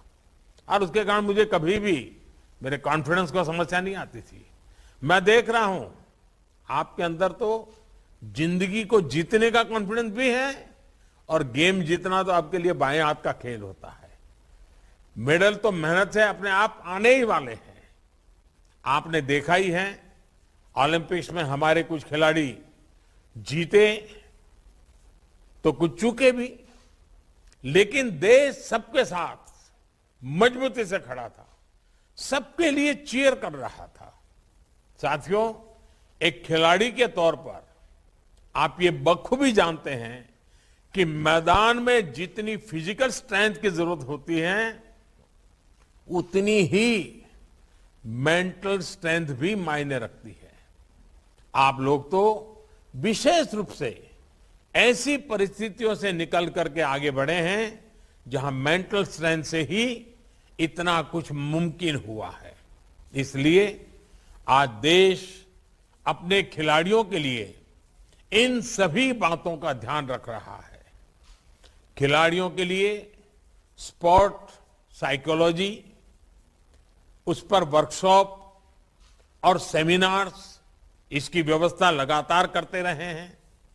हमारे ज्यादातर खिलाड़ी छोटे शहरों, कस्बों और गांवों से आते हैं, इसलिए एक्सपोजर की कमी भी उनके लिए एक बड़ी चुनौती होती है। नई जगह, नए लोग, अंतर्राष्ट्रीय परिस्थितियां, कई बार ये चुनौतियां ही हमारा मनोबल कम कर देती हैं। इसलिए ये तय किया गया कि इस दिशा में भी हमारे खिलाड़ियों को ट्रेनिंग मिलनी चाहिए। मैं उम्मीद करता हूं कि टोक्यो पैरालंपिक को ध्यान में रखते हुए जो 3 सेशंस आपने ज्वाइन किए, इनसे आपको काफी मदद मिली होगी। साथियों, हमारे छोटे छोटे गांवों में, दूर सुदूर क्षेत्रों में कितनी अद्भुत प्रतिभा भरी पड़ी है, कितना आत्मविश्वास है। आज मैं आप सबको देख करके कह सकता हूं कि मेरे सामने प्रत्यक्ष प्रमाण है। कई बार आपको भी लगता होगा कि आपको जो संसाधन सुविधा मिली, ये न मिली होती तो आपके सपनों का क्या होता। यही चिंता हमें देश के दूसरे लाखों युवाओं के बारे में भी करनी है। ऐसे कितने ही युवा हैं जिनके भीतर कितने ही मेडल लाने की योग्यता है। आज देश उन तक खुद पहुंचने की कोशिश कर रहा है। ग्रामीण क्षेत्रों में विशेष ध्यान दिया जा रहा है। आज देश के 250 से ज्यादा जिलों में 307 खेलो इंडिया सेंटर्स बनाए गए हैं ताकि स्थानीय स्तर पर ही प्रतिभाओं की पहचान हो, उन्हें मौका मिले। आने वाले दिनों में इन सेंटर्स की संख्या बढ़ाकर 1000 तक की जाएगी। इसी तरह हमारे खिलाड़ियों के सामने एक और चुनौती संसाधनों की भी होती थी। आप खेलने जाते थे तो अच्छे ग्राउंड, अच्छे उपकरण नहीं होते थे। इसका भी असर खिलाड़ी के मनोबल पर पड़ता था। वो खुद को दूसरे देशों के खिलाड़ियों से कमतर समझने लग जाता था। लेकिन आज देश में स्पोर्ट्स से जुड़े इंफ्रास्ट्रक्चर का भी विस्तार किया जा रहा है। देश ने खुले मन से अपने हर एक खिलाड़ी की पूरी मदद कर रहा है। टारगेट ओलंपिक, पोडियम स्कीम, इसके जरिए भी देश ने खिलाड़ियों को जरूरी व्यवस्थाएं दी, लक्ष्य निर्धारित किए। उसका परिणाम आज हमारे सामने है। साथियों, खेलों में अगर देश को शीर्ष तक पहुंचना है तो हमें उस पुराने डर को मन से निकालना होगा जो पुरानी पीढ़ी के मन में बैठ गया था। किसी बच्चे का अगर खेल में ज्यादा मन लगता तो घर वालों को चिंता हो जाती थी कि आगे क्या करेगा, क्योंकि 1-2 खेलों को छोड़कर खेल हमारे लिए सफलता या कैरियर का पैमाना ही नहीं रह गए। इस मानसिकता को, असुरक्षा की भावना को तोड़ना हमारे लिए बहुत जरूरी है। साथियों, भारत में स्पोर्ट्स कल्चर को विकसित करने के लिए हमें अपने तौर तरीकों को लगातार सुधारते रहना होगा। आज अंतर्राष्ट्रीय खेलों के साथ साथ पारंपरिक भारतीय खेलों को भी नई पहचान दी जा रही है। युवाओं को अवसर देने के लिए, प्रोफेशनल एनवायरनमेंट देने के लिए मणिपुर के इंफाल में देश की पहली स्पोर्ट्स यूनिवर्सिटी भी खोली गई है। नई राष्ट्रीय शिक्षा नीति में भी पढ़ाई के साथ साथ खेलों को बराबर प्राथमिकता दी गई है। आज देश खुद आगे आकर खेलो इंडिया अभियान चला रहा है। साथियों, आप किसी भी स्पोर्ट से जुड़े हो, एक भारत श्रेष्ठ भारत की भावना को भी मजबूत करते हैं। आप किस राज्य से हैं, किस क्षेत्र हैं, कौन सी भाषा बोलते हैं, इन सब से ऊपर आप आज टीम इंडिया है। ये स्पिरिट हमारे समाज के हर क्षेत्र में होनी चाहिए, हर स्तर पर दिखनी चाहिए। सामाजिक बराबरी के इस अभियान में आत्मनिर्भर भारत में मेरे दिव्यांग भाई बहन देश के लिए बहुत महत्वपूर्ण भागीदार हैं। आपने साबित किया है कि शारीरिक कठिनाई से जीवन रुक नहीं जाना चाहिए।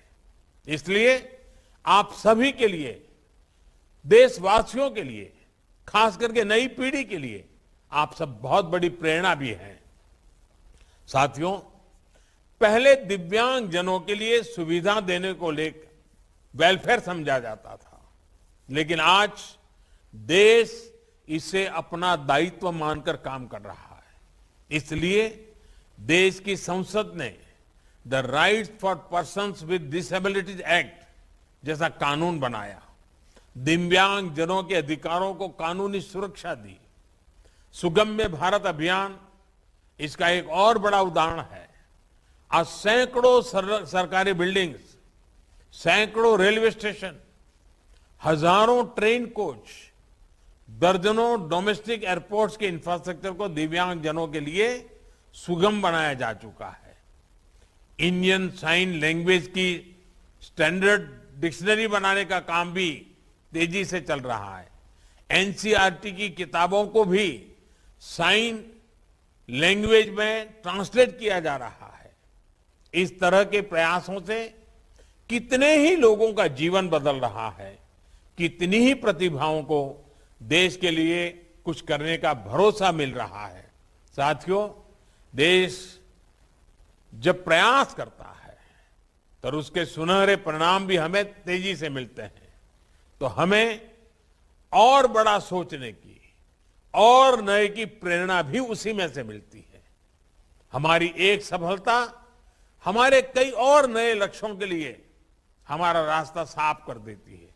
इसलिए जब आप तिरंगा लेकर टोक्यो में अपना सर्वश्रेष्ठ प्रदर्शन करेंगे तो केवल मेडल ही नहीं जीतेंगे, बल्कि भारत के संकल्पों को भी आप कई दूर तक ले जाने वाले हैं, उसको एक नई ऊर्जा देने वाले हैं, उसको आगे बढ़ाने वाले हैं।